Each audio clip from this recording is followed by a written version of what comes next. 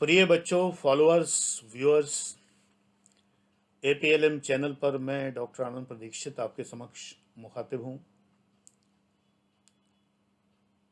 क्या युवावस्था में ईश्वर प्रेम हो सकता है? कुछ लोग तो यही वीडियो बंद कर देंगे। अरे बुढ़ऊ, तुम यही समझाओगे और क्या समझाओगे?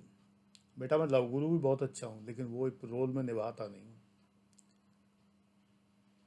व्हाट्सएप मत कर देना कि पट नहीं रही है, आप फार्मूला बता दीजिए। बेटा, मैंने पटाया वटाया नहीं कभी भी। ये सब उन्हें करना पड़ता है जिन्हें कोई कमी हो।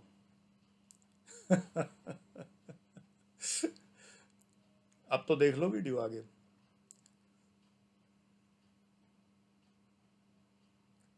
अगर आप जीवन में सफल हैं, आपके अंदर कॉन्फिडेंस है, आप एक बहुत खूबसूरत स्माइल के मालिक हैं,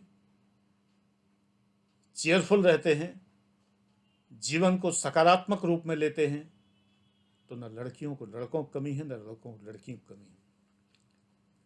ये लव गुरु वाली टिप दे दी हमने। अब बताते हैं ईश्वर प्रेम की बात। अब देख लो, बहुत ज़रूरी है वो भी। ये बुढ़ापे के लिए रिजर्व मत रखो कि ईश्वर प्रेम बुढ़ापे में करेंगे। जिसे हम जानते नहीं हैं, उससे अगर बुढ़ापे में प्रेम करने चलेंगे तो क्या वो हमसे प्रेम करेगा? जी नहीं।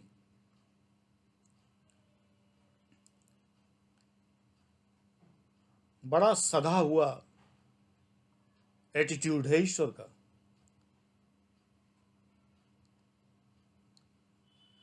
दुख में सुमिरन सब करें, सुख में करे न कोय। डॉट डॉट आगे का पता ही है, बेकार में टाइम वेस्ट करने से क्या फायदा।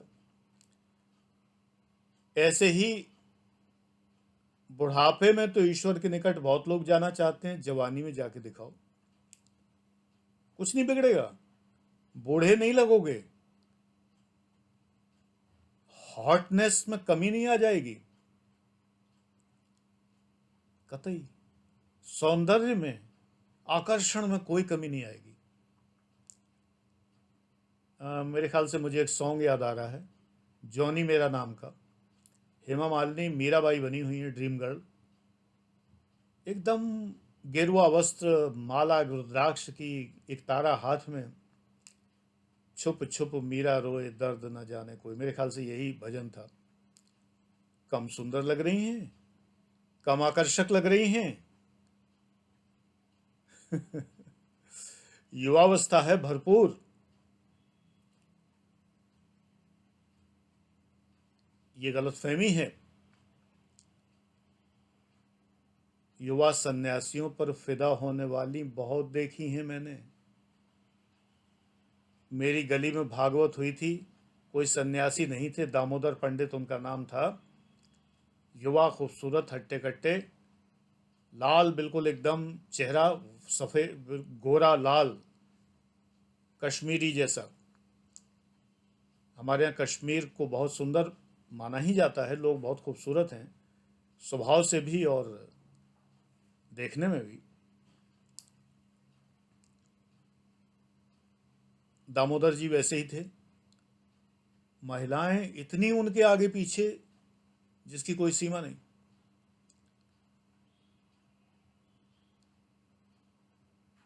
युवावस्था में ईश्वर प्रेम अगर होता है तो आपके आकर्षण में कोई कमी नहीं आएगी। आपको जो जीवन साथी मिलना है वो मिलेगा। हाँ, सेगमेंटेशन करके रखिए लाइफ का, है ना? सेगमेंटेशन करिए। ये नहीं है कि आपकी रिंग सेरेमनी हो रही है और आप वहां आंख नाक मूंद के ध्यान लगा के बैठ गए। मेरी समझ में आज तक ये नहीं आया कि अध्यात्म का मतलब सन्यास क्यों समझते हैं लोग। It has hardly anything to do with that renunciation. सन्यास से शायद ही कुछ लेना देना है इस बात का। आध्यात्मिक, आध्यात्मिक, आध्यात्मिक तो आप सदैव से हो सकते हैं। अध्यात्म होता है और आध्यात्मिक होता है। स्पिरिचुअल, अगर आप आत्मा, परमात्मा, पुण्य, पाप आदि को समझते हैं, बाबाओं को फॉलो मत करिए, किताबों को फॉलो करिए। आप कभी कभी सदगुरु की वेबसाइट ज्वाइन कर ली, कभी ब्रह्म कुमारियों की कर ली, कभी की। एक तो सब लोग आपको तुरंत तो आत्मा बना देते हैं, मतलब आप एंड टीवी के किसी भी सीरियल में काम कर सकते हैं, क्योंकि आप आत्मा हैं। लाल इश्क, आत्मबंधन, ऐसे आप उनके पात्र हो सकते हैं। खूनी खेल आत्मा का, दो कहानी एक साथ, इन सब में काम करने लायक आपको बना देते हैं ये लोग, सभी आपको आत्मा बना देते हैं। जितने बाबा जी लोग हैं सब आपको आत्मा बना देते हैं, क्योंकि जब आपको वो, आप एक व्यक्ति हैं, व्यक्ति से आत्मा बना देते हैं, आप बड़े खुश होते हैं, मैं आत्मा, मैं आत्मा, मैं आत्मा, मेरा प्रमोशन हो गया। तब बाबा जी धीरे से कहते हैं, मैं परमात्मा। आप कहते हैं, अरे भाई परमात्मा कैसे, आप तो इंसान हैं। तुम्हें आत्मा बनाया था ना बच्चा, बच्चा आत्मा बनाया था ना, जब तुम्हें आत्मा बनाया था तब ऐतराज नहीं किया, ऑब्जेक्शन रेज नहीं किया। अब मुझे भी परमात्मा के वोट दो, मैं परमात्मा हूँ, मैं ब्रह्म हूँ। अब बाबा हो गया परमात्मा, तुम हो गए आत्मा। न तू मेरी कह न मैं तेरी कहूँ, क्योंकि मुझे पता है न तुम परमात्मा हो न मैं आत्मा हूँ, मैं भी शरीर तू भी शरीर। बाबा झूठ बोल रहा है। सच्चाई सिर्फ इतनी है, आपको ईश्वर का ज्ञान होना है। आपका ये ज्ञान कहाँ से मिलेगा? आप अपनी पसंद का धर्म ग्रंथ पढ़िए। मूल धर्म ग्रंथ जो है, हिंदू धर्म में समस्या ये, कोई मूल धर्म ग्रंथ नहीं। वेद भी हमारे मूल धर्म ग्रंथ नहीं। धर्म ग्रंथ की पहचान क्या होती है? हमारे बहुत सारे धर्म ग्रंथ है ना, वेद, पुराण, आरण्यक, उपनिषद, तमाम है। इतना पुराना धर्म है, इतना समृद्ध धर्म है, विश्व का प्राचीनतम धर्म कह सकते हैं, और भी धर्म है प्राचीनतम, लेकिन इतना अधिक समृद्ध है कि इसके अंदर बहुत से ग्रंथ हो गए, वो सब पढ़ना आपके बस की बात नहीं। वेदों का ट्रांसलेशन कहीं से पढ़ेंगे तो वो अपने हिसाब से घुमा देते हैं। मुझे फिलहाल वेदों का के बारे में जो शांति कुंज हरिद्वार ने जो वेदों का ट्रांसलेशन हिंदी में दिया है, मुझे अच्छा लगता है। और श्रीमद् भगवत गीता पर जो डॉक्टर राधाकृष्णन ने, कुछ लोग उनसे पता नहीं क्यों जलते हैं कि उन्होंने थीसिस चोरी की थी। हाँ, ये मैं मानता हूँ, टीचर्स डे उनके बर्थडे पे नहीं होना चाहिए, इसका कोई औचित्य नहीं है। मैं गुरु के नाम पर कलंक द्रोणाचार्य को भी बिल्कुल नहीं मानता, जिन्होंने अपने शिष्य की को किसी लायक नहीं छोड़ा, धनुर्धारी उसका अंगूठा काट ले। ऐसा गुरु क्या गुरु है? ये सब नहीं होना चाहिए। एनीवे, लेकिन डॉक्टर राधाकृष्णन ने जो लिखा है अद्भुत है। भाई कोई एक किताब चोरी कर ले, 2 कर ले, 3 कर ले, कितना साहित्य डॉक्टर राधाकृष्णन ने लिखा है। तो श्रीमद् भगवत गीता, उपनिषद ज्ञान, भारतीय दर्शन, 2 खंड। भारतीय दर्शन भले ना पढ़ें, आपको थोड़ा बोझिल लगेगा, लेकिन वेदों का शांतिकुंज वाला अनुवाद। इसके अलावा कृपालु जी महाराज, भले ये देखने में आपको अच्छे ना लगे, बूढ़े लोग होते ही हैं, वो अच्छे थोड़ी लगेंगे, जवान कब अच्छे लगे। मुझे जाने कितने बार सुनना पड़ता है, सठियाया हुआ आदमी, सही बात, 66 का हो गया, सठियाए हुए तो 6 साल बीत गए। सड़ा हुआ आदमी मतलब बूढ़ा है तो सड़ गया। ये लोग अपने पिताजी को नाले में फेंकाते होंगे। तो कृपालु जी महाराज बोलते भी एकदम परम वृद्ध व्यक्ति की तरह हैं, लेकिन मुझे अद्भुत लगते हैं, बहुत अच्छे। न्यूज़ 24 पे दिख जाते हैं, नहीं यूट्यूब पे तो सब है ही। देखो, 2 तरह के लोग अध्यात्म से जुड़े हैं। एक तो हैं जो शास्त्र पुराण की बात करते हैं, जैसे कृपालु जी महाराज हैं। कुछ लोग भागवती पंडित हैं, राजन जी महाराज हैं, रामायण पढ़ते हैं, चौपाइयाँ गाते हैं, भक्ति रस में लीन कराते हैं। ये फुर्सत की चीज़ें हैं थोड़ी सी। जो अपनी स्टडी में लगा हुआ है, जिसे अपना व्यापार बढ़ाना है, जिसे करियर एनहेंसमेंट करना है, उसके लिए ज़रा मुश्किल है इतना टाइम दे पाना। ये वृद्धावस्था की वास्तव में चीज़ है, लेकिन जब भी युवावस्था में टाइम मिले तो मस्तिष्क सही रखने के लिए हमें थोड़ा सा चैंट्स पर ध्यान देना चाहिए। राजेश्वरानंद जी बहुत अच्छा भजन और रामायण के बारे में बहुत कुछ बताते हैं, जोक्स खूब छोड़ते हैं बीच में, खूब मजाक करते हैं। अब नहीं है, स्वर्गीय। मैंने अंतिम दर्शन उनके किए हमारे कार्यक्रम में, कानपुर में उत्कर्ष अकेडमी कार्यक्रम में, शिवाला में कार्यक्रम हुआ था, वहाँ पर जहाँ मुझे पुरस्कार दिया था राज्यपाल ने, तो वो महामहिम राज्यपाल ने, आदर के साथ नाम लेना चाहिए, तो उन्होंने उस वहीं पे वो भी बैठे हुए थे, फोटो भी है हम लोगों के साथ में। मैं देख के कृतार्थ हो गया, कृतकृत्य हो गया। जिनको मैं बहुत पसंद करता हूँ वे मेरे आंखों के सामने बैठे। इसके बाद ही समाचार आया कि वो गोलोकवासी हो गए, कुछ दिन महीने बाद। वो भी बहुत अच्छे हैं सुनने में।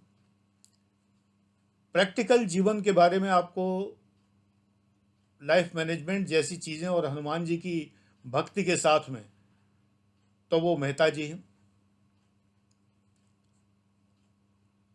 विजय शंकर मेहता।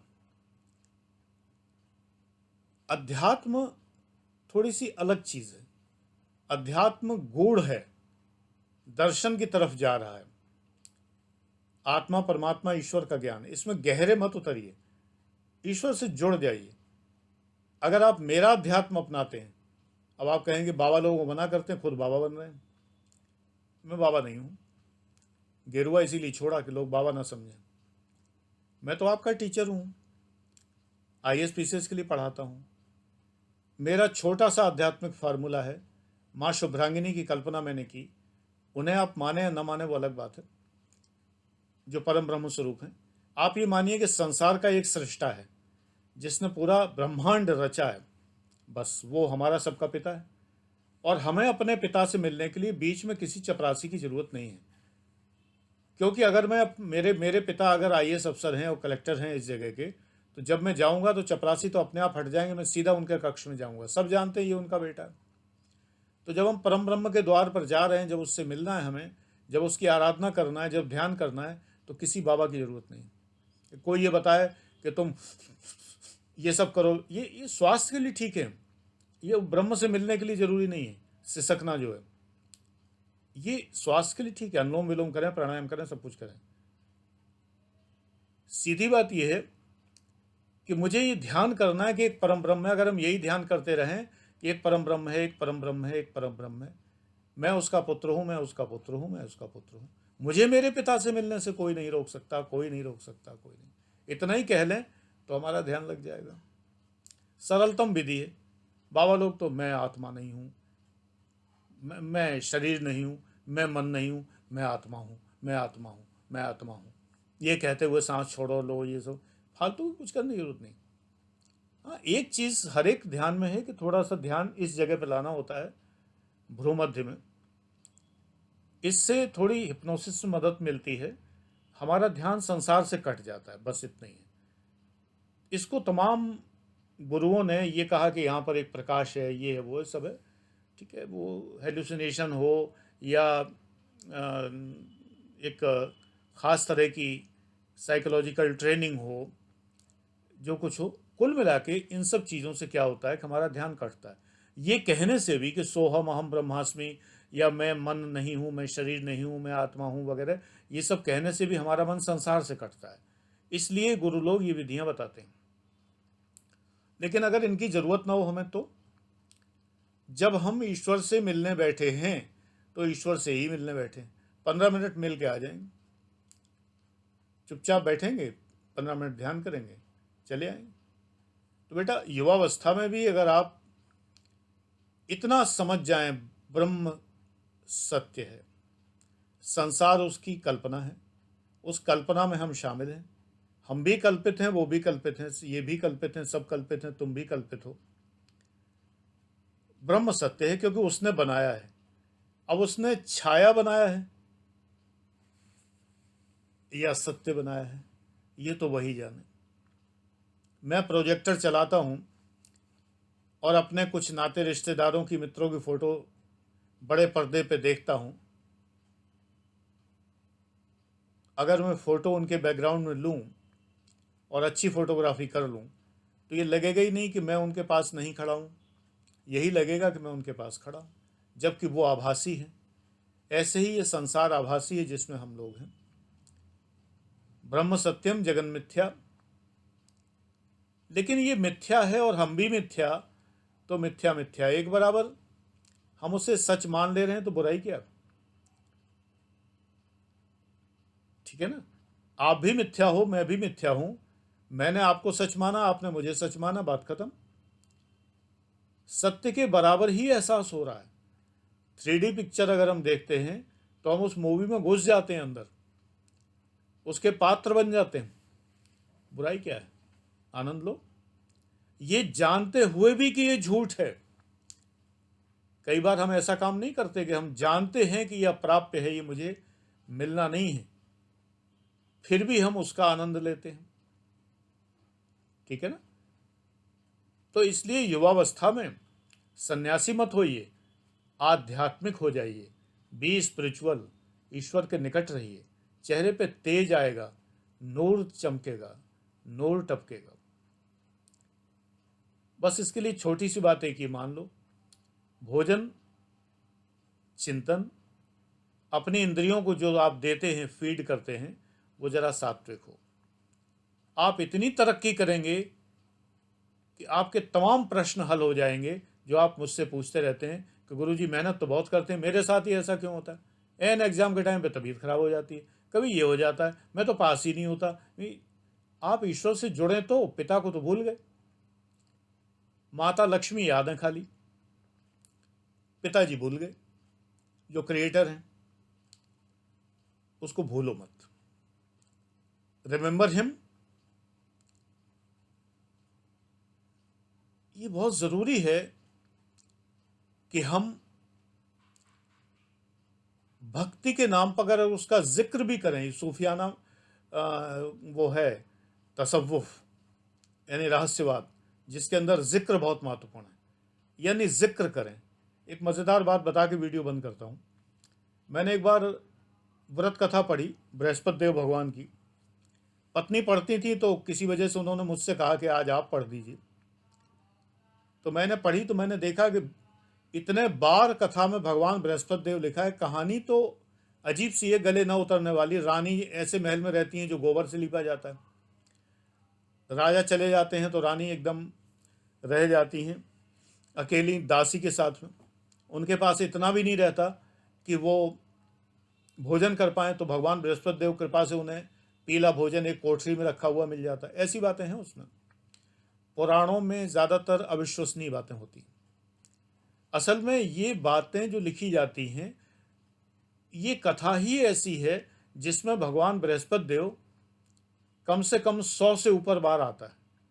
101 बार जाप करते हैं ना, वैसे जाप करने लगे तो हमारा मन भटक जाता है इधर उधर।